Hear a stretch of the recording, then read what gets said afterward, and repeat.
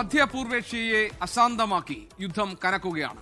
Iran തലസ്ഥാനമായ ടെഹ്റാനിലും Lebanon ആസ്ഥാനമായ ബെയ്റൂത്തിലും ഒരേ സമയം ആക്രമണം നടത്തുകയാണെന്ന് ഇസ്രയേൽ പ്രതിരോധ സേന അറിയിച്ചു.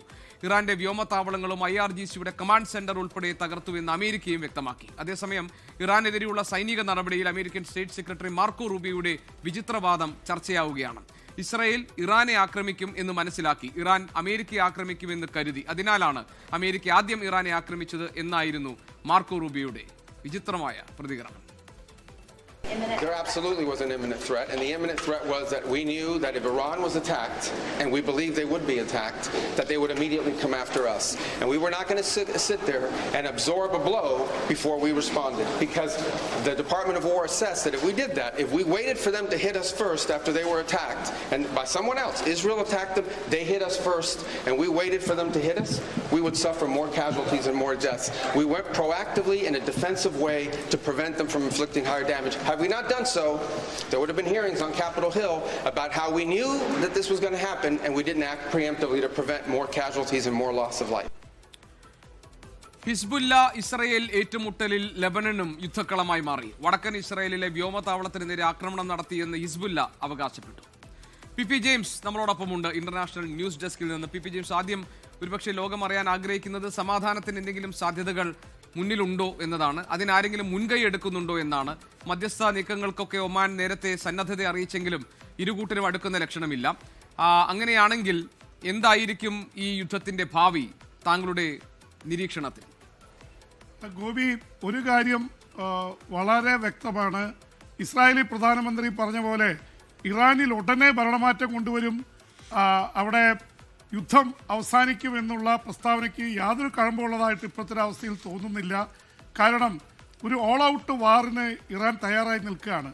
ഇറാനെ സംബന്ധിച്ചിടത്തോളം ഒരുപാട് നഷ്ടങ്ങളുണ്ട്. പക്ഷേ ഇറാൻ്റെ പരമോന്നത നേതാവ് അയത്തുള്ള അലി ഖമനേയും 48 നേതാക്കളും അവരുടെ ബന്ധുക്കൾ അടക്കം ഒരു രാഷ്ട്രത്തിൻ്റെ വലിയ ഡിഗ്നിറ്റി വരെ ബാധിച്ച സാഹചര്യത്തിൽ അവിടുത്തെ ഇറാനിയൻ റവല്യൂഷണറി ഗാർഡ്സ് എന്ന ശക്തമായ ലക്ഷക്കണക്കിന് ഇതുണ്ട് സൈന്യം, അവരും അവിടുത്തെ രാഷ്ട്രീയ നേതൃത്വവും പുതിയ നേതൃത്വവും തിരിച്ച് അടിക്കാനാണ് തീരുമാനിച്ചിട്ടുള്ളത്.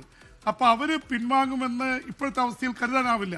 ഗോപി, നമ്മൾ ആദ്യ ദിവസം സംസാരിച്ചപ്പോൾ, ആദ്യത്തെ 2 ദിവസങ്ങളിൽ സംസാരിച്ചപ്പോൾ സമാധാനത്തിൻ്റെ ചില സൂചനകൾ കണ്ടതാണ്. ആ തരത്തിൽ ഇറാൻ്റെ വിദേശകാര്യമന്ത്രിയും ഒമാൻ്റെ വിദേശകാര്യമന്ത്രിയും തമ്മിൽ സംസാരിച്ചു. ട്രംപ് സംസാരിക്കാൻ തയ്യാറാണെന്ന് പറഞ്ഞു.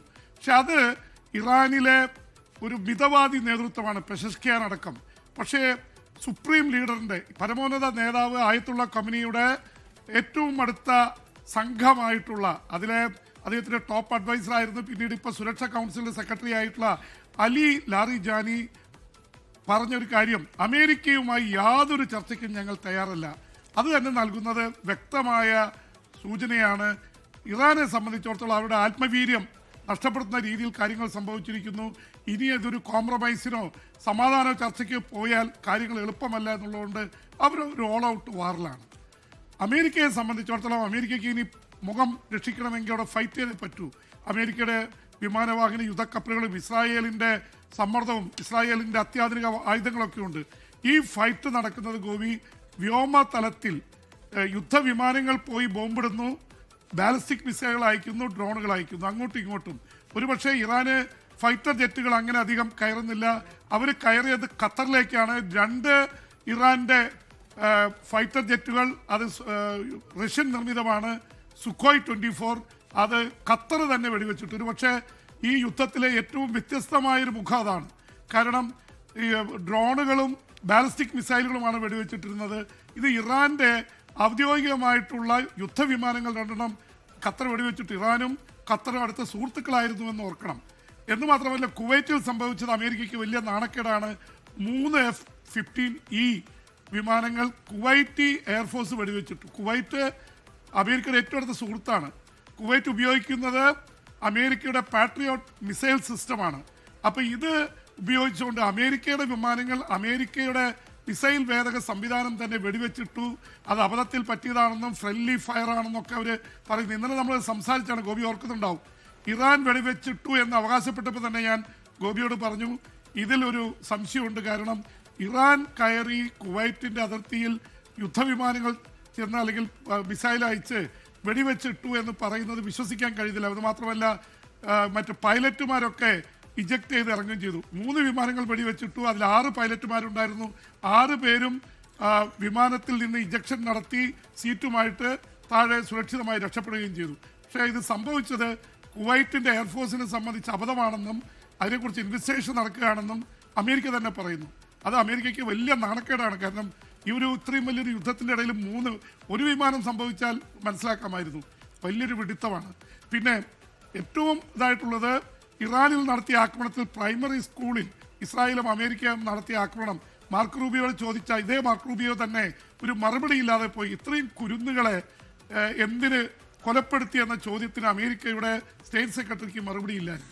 പി ജെയിംസ്, അതിനിടെ ഒരു കാര്യം, ഈ 2 രാഷ്ട്ര നേതാക്കളും, അതായത് ഇസ്രായേൽ പ്രധാനമന്ത്രി ബെഞ്ചമിൻ നെതന്യാഹുവും അമേരിക്കൻ പ്രസിഡന്റ് ഡൊണാൾഡ് ട്രംപും, അവർ ഒരുപോലെയാണോ ഈ യുദ്ധത്തിലേക്ക് ഇറങ്ങി പുറപ്പെട്ട അവരുടെ തീരുമാനത്തെ സ്വന്തം രാജ്യം സ്വീകരിക്കുന്നത്? അതായത് നെതന്യാഹുവിന്റെ നാട്ടിൽ ഇസ്രായേലിൽ നമ്മൾ കണ്ടത് അതുവരെ നെതന്യാഹുവിനെ ആക്രമിച്ചിരുന്ന, അഴിമതി ആരോപണങ്ങൾ ഉൾപ്പെടെ ഉന്നയിച്ച് ആക്രമിച്ചിരുന്ന പ്രതിപക്ഷ നേതാവ് പോലും യുദ്ധത്തിന്റെ ഘട്ടത്തിൽ നമ്മൾ സർവ്വസജ്ജരാണെന്നും അമേരിക്കയെ പോലെ ഒരു വൻ ശക്തിയുടെ പിന്തുണയുണ്ട്, ഇസ്രായേൽ വിജയം കൈവരിക്കുമെന്ന് ആത്മവിശ്വാസം പ്രകടിപ്പിക്കുകയും ഒപ്പം നിൽക്കുകയും ചെയ്തു. പക്ഷേ ഡൊണാൾഡ് ട്രംപിന്റെ കാര്യം നോക്കൂ. അവിടെ ഒരു സർവേ, മേരിലാൻഡ് സർവകലാശാല നടത്തിയ സർവേയിൽ 75% ആളുകൾ അവിടെ യുദ്ധത്തെ എതിർക്കുകയാണ്. റിപ്പബ്ലിക്കൻ പാർട്ടിയിൽ നിന്ന് തന്നെ ഒരു വലിയ വിഭാഗം അമേരിക്ക പുറത്തുപോയി യുദ്ധം ചെയ്യുന്നത് ശരിയല്ല എന്ന അഭിപ്രായമുള്ളവരാണ്. അവിടെ കോൺഗ്രസിന്റെ അനുമതി ഡൊണാൾഡ് ട്രംപിന് വാങ്ങിയെടുക്കാൻ കഴിഞ്ഞിട്ടില്ല. മാത്രമല്ല, ഡൊണാൾഡ് ട്രംപിന്റെ തന്നെ നയനിലപാടുകൾക്ക് വിരുദ്ധമായിട്ടാണ് യുദ്ധം നടക്കുന്നത്. കാരണം അന്യരാജ്യങ്ങളിലെ കാര്യങ്ങളിൽ ഇടപെടേണ്ട ആവശ്യമില്ല, അമേരിക്കക്കാരുടെ ക്ഷേമം പരിശോധിച്ചാൽ മതി എന്ന് തെരഞ്ഞെടുപ്പ് സമയത്ത് സ്വന്തം വോട്ട് ബേസിന് നൽകിയ വാഗ്ദാനമുണ്ട്.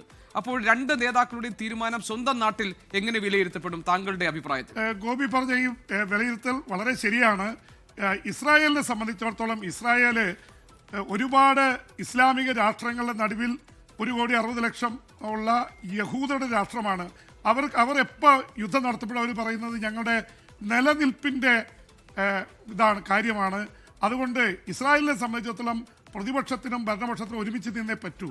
അവർ കുറച്ചും കൂടിയും ആ കാര്യത്തിൽ ഇസ്രായേൽ എന്ന വികാരം യഹൂദന്മാരെ വല്ലാതെ നയിക്കുന്നുണ്ട്. അവർ പല രാജ്യങ്ങളിൽ നിന്ന് വന്ന് ഒത്തുകൂടി 1948 ഒരു രാജ്യമുണ്ടായതാണ്.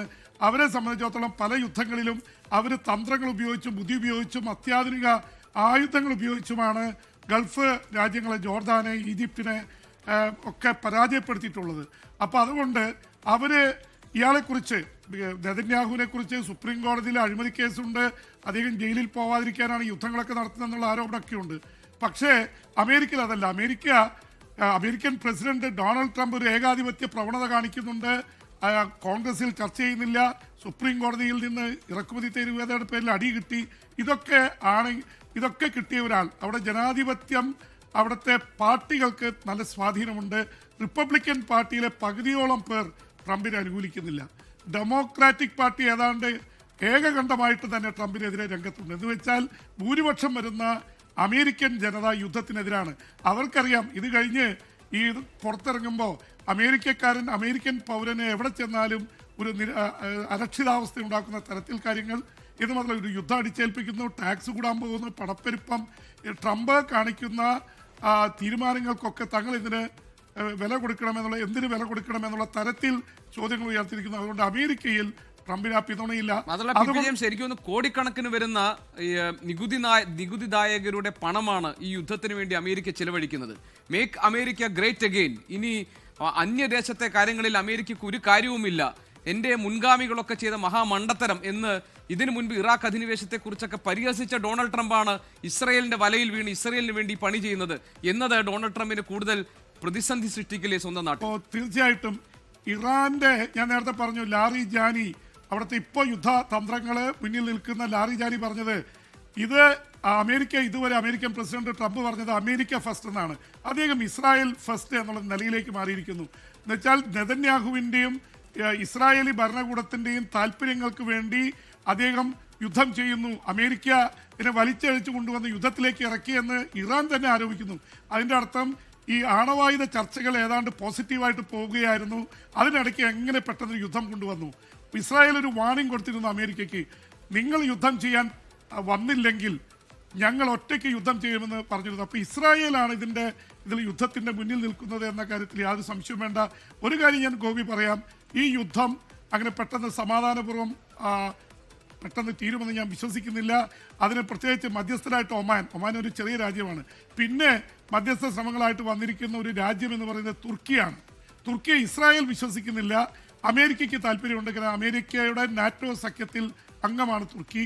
അമേരിക്കയ്ക്ക് താല്പര്യമുണ്ട്. ഇസ്രായേൽ ഗസ പീസ് ടീമിൽ പോലും തുർക്കിയെ ഉൾപ്പെടുത്തരുത് എന്ന് അമേരിക്കയോട് കർശനമായി പറഞ്ഞു. അമേരിക്ക തിരിച്ചു തീരുമാനിച്ചു. അപ്പോൾ തുർക്കിയുടെ കാര്യത്തിൽ തന്നെ സമാധാന ശ്രമങ്ങൾക്ക് ഇസ്രായേൽ നിന്നുകൊടുക്കില്ല. പിന്നെ ഇതിൽ ഇസ്രായേലിൻ്റെ ഒരു നിലപാട്, അടിക്കുമ്പോൾ മാക്സിമം അടിക്കണം, ഇനി അവസരം കിട്ടില്ല, ഇത് സുവർണാവസരമാണ്, ഭരണമാറ്റം കൊണ്ടുവരാൻ കഴിയുമെന്ന് ട്രംപും അതുപോലെ തന്നെ നെതന്യാഹുവും വിശ്വസിക്കുന്നു. പക്ഷേ പൊതുവേ ഉള്ളൊരെന്ന് പറയുന്നത് ഇത്രയും വലിയ സൈന്യമുള്ള പരമോന്നത നേതാവ് കൊല്ലപ്പെട്ടപ്പോൾ തീവ്രമായ വികാരത്തിൽ നിൽക്കുന്ന ഒരു സൈന്യവും ജനതയും അവിടെ കയറി ഒരു യുദ്ധം എത്ര പെട്ടെന്ന് തീർക്കാന്ന് പറയുന്നത് എളുപ്പമുള്ള കാര്യമല്ല. അവിടെ ഭരണമാറ്റം കൊണ്ടുവരണമെങ്കിൽ ഇവിടെയുള്ള ഇപ്പോഴുള്ള നേതാക്കളെ മുഴുവൻ മാറ്റി ആരാണ് പകരം, എന്താണ് ഒരു അവസ്ഥയുള്ളത്. റസ പഹലവി എന്ന 1979 പുറത്തായ ഷായുടെ മകനെ കൊണ്ടുവരാൻ പറ്റുമോ? അദ്ദേഹം എത്രയോ വർഷങ്ങളായി, ദശാബ്ദങ്ങളായിട്ട് അവിടെയില്ല, ആർക്കും അറിയില്ല. അദ്ദേഹം പറഞ്ഞ കുറേ പ്രക്ഷോഭകാരികൾ രംഗത്തുണ്ടായിരുന്നു. അവിടെ ഒരു പ്രതിപക്ഷ നേതാവോ അല്ലെങ്കിൽ ഏതെങ്കിലും തരത്തിൽ നേതാവോ എമർജ് ചെയ്തിട്ടില്ല. അപ്പോൾ ഈ സിസ്റ്റം മാറ്റാൻ എളുപ്പമല്ല. ഒരു കാര്യം കൂടിയും പ്രതിപക്ഷ നേതാവുണ്ട് എക്സൈൽ, പ്രതിപക്ഷ നേതാവ് എക്സൈലാണ്.